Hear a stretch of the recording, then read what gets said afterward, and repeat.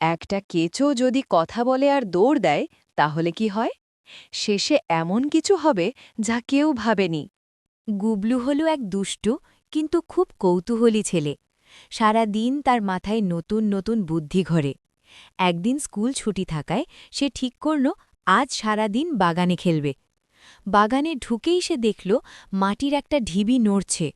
গুবলু অবাক হয়ে বলল, এই মাটি কাঁপে কেন রে বাবা? হঠাৎ পপ করে মাটি ফুঁড়ে বেরিয়ে এলো একটা মোটা গোলাপি কেঁচো।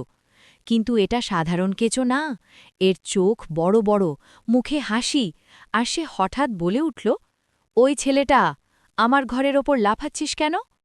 গুবলুর চোখ গোল। কেঁচো কথা বলে? কেঁচো গম্ভীর গলায় বলল, আমার নাম কেঁচো মাস্টার, আমি এই বাগানের বস। গুবলু হেসে কুটি। সে ভাবল কেউ মজা করছে, কিন্তু কেঁচো মাস্টার তখন দৌড় দিল।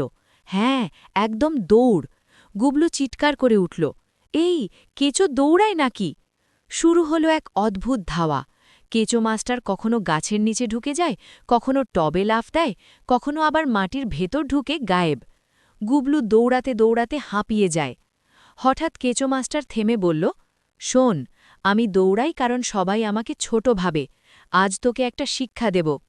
সে মাটির নিচে ঢুকে জাদুর মতো মাটি কাঁপাতে শুরু করল। গুবলু টাল সামলাতে না পেরে ধপাস করে পড়ে গেল। তারপর কেঁচো মাস্টার বলল, মাটির নিচে যারা থাকে তারাই গাছ বাঁচায়, মানুষ বাঁচায়, ছোট মানে দুর্বল না। গুবলু লজ্জা পেয়ে বলল, আমি দুঃখিত কেঁচো মাস্টার, আমি আর কখনো কাউকে ছোট ভাবব না। হঠাৎ কেঁচো মাস্টার হেসে বলল, টেস্ট শেষ, পাশ করেছিস।